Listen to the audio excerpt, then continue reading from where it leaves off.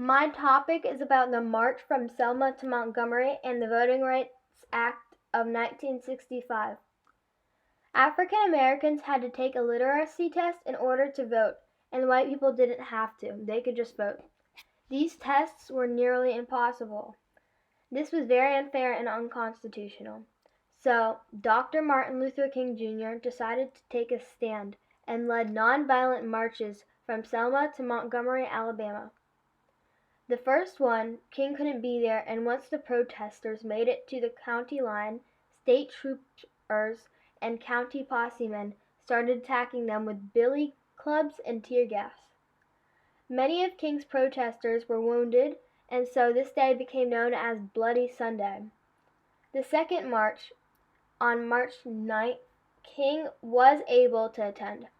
However, this time when King and his group of protesters reached the county line, they turned around and returned back to the church.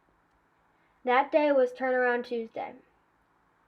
On the third march, on March 21st, King asked the president, Lyndon Johnson, for protection from the state troopers and possemen. The president provided King with roughly 1,800 Alabama National Guardsmen, 2,000 soldiers, federal marshals, and FBI agents. Thanks to this protection, 25,000 protesters were able to travel the 53 miles from Selma to Montgomery, Alabama in 5 days.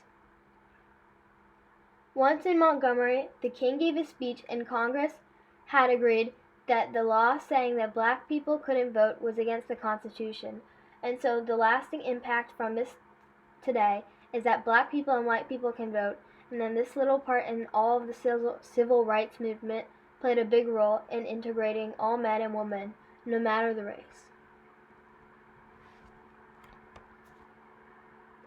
The most important people in this act were King and his protesters.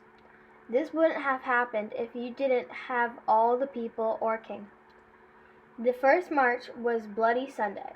The second march on Turnaround Tuesday was on March 9th. The third and most important march where history was made in the civil rights movement was on March 21st. My topic advanced the civil rights movement greatly. This movement made it so that all people could vote. This was a big deal because voting is an American privilege, and to earn it, it is a very special American responsibility.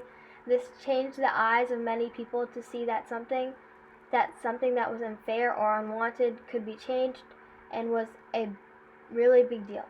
This movement inspired a lot of people to be leaders just like King. Bloody Sunday was a day when many African Americans were injured by white people and had to be hospitalized. This goes to show how prejudiced and racist everyone was at this point in time. Turnaround Tuesday was the day when King and all the other protesters turned around at the county line in order to avoid the racist mobs, and they then returned back to the church. When King and all of his protesters had many guards and such to protect them for the state troopers and county possemen, they were able to proceed with their march all the way from Selma to Montgomery in 5 days, roughly 10 miles a day, and all in all roughly 50 miles. When they arrived, King gave a very inspiring speech, and on that day changed civil rights history forever.